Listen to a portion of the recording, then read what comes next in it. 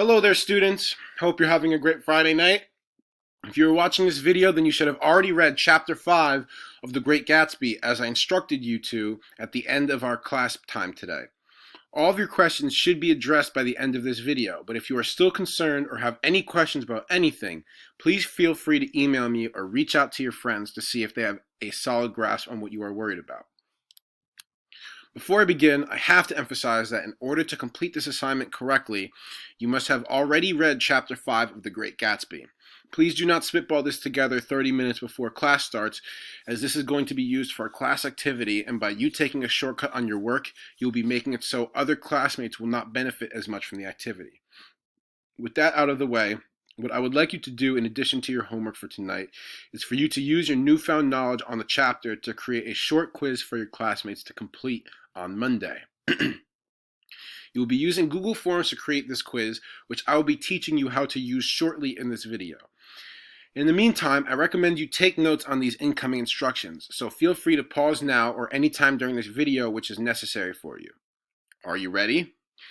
I would like you to formulate 8 to 10 questions with at least 5 of them being multiple choice and at least 2 of them being short answer questions. Excuse me. Please stay away from long answer questions that require a paragraph-long response, as we will not have enough class time for that. I would rather you save these sorts of questions for our Zoom class discussions so everyone can participate. That way, you may still have some variety and choice in which questions you can ask and what aspects of the text you can cover while ensuring that all students may complete their respective quizzes in a timely manner. The types of questions you will be putting together is entirely up to you. All of the questions you can make can be entirely plot-based.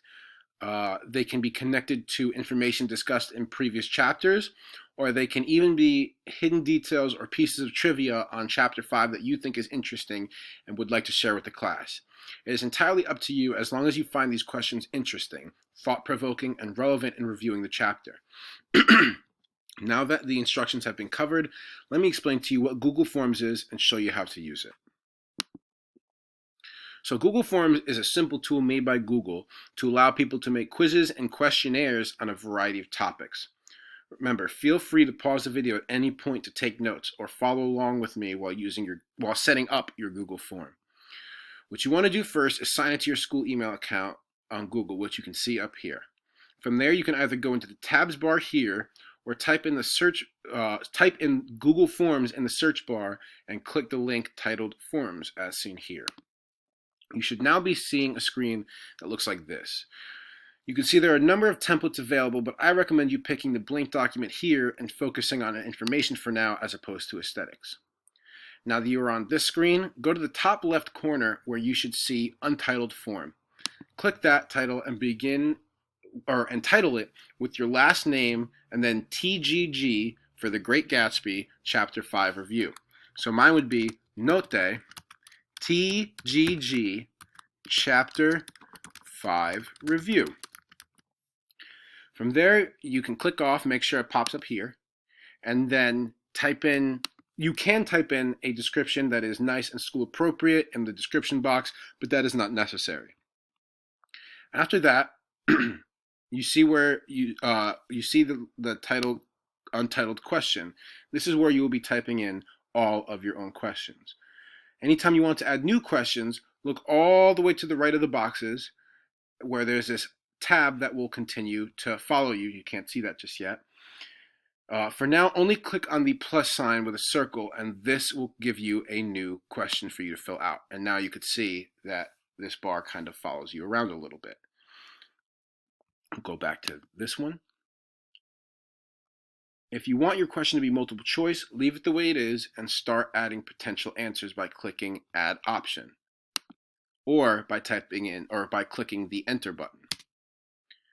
In order to make sure that you can explore all different aspects of Chapter 5 on your own, I will be making examples here based on a different text.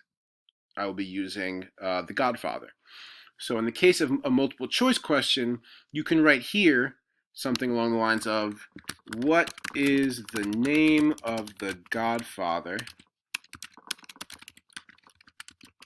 and the novel with the same name?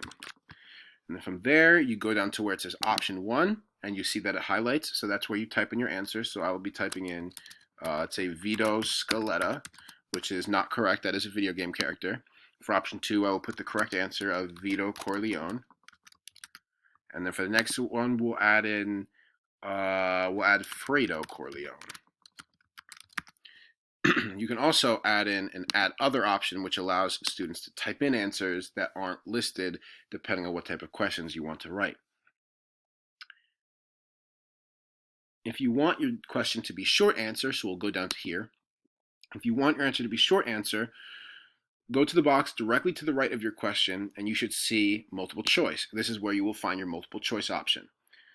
So in the case of a short answer question, you want to go all the way to the top of this bar where it says for me, and you click short answer.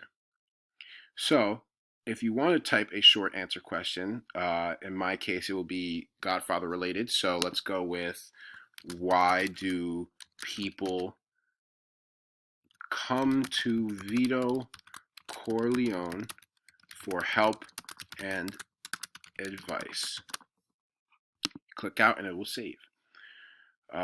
Remember, these questions should be relevant to the chapter and should be thought-provoking. The idea of these questions provoking thought is key to this assignment. From there, you want to make an answer key that will mark off which options are correct, because as of right now, there are no correct options. So what you want to do is go into your settings, which looks like this up here. Click there, and then go to the Quizzes tab. From there, you want to move to the slider that's titled Make This a Quiz. Click on it, and then hit Save. After that, you should have a new option available on the bottom left of each question. So we'll click on here, and you'll see now there's answer key. Down here, answer key again.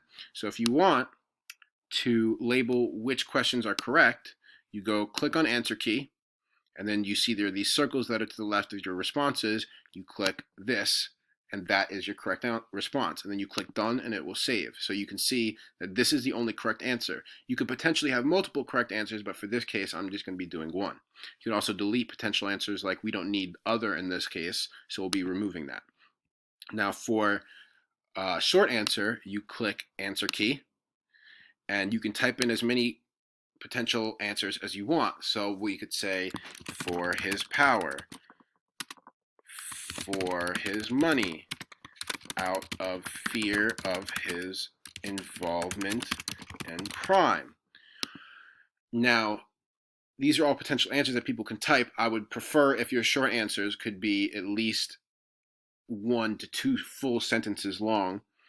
But keep in mind that if you do this in the answer key, even if the answer that the other student is correct, like writes is correct, then, but it doesn't match the exact wording of your response here, then it will be marked off as incorrect on the student's end. So keep that in mind, that you may have to go back and individually or personally make sure that their answer is correct. After that, you click done, and all of those are saved. That just about wraps up everything that I have to say in this set of video instructions. Now, for you keen listeners out there, I'm going to give you an opportunity to receive a gift in return for having to listen to me speak over this video this late on a Friday night. To the first person, and I mean the very first, who can email me the exact amount of times I messed up in this lesson, whether that be a stutter, a mumble, a mix-up in vocabulary or tense usage, a pause that's too long, etc., you can receive a free homework pass which you can use prior to our spring break. Do not forget, if you have any questions, I will be around checking my email until 10 p.m. all weekend, so feel free to get in contact with me. As always, stay positive, test negative, and have a great night. Sincerely, Mr. Note.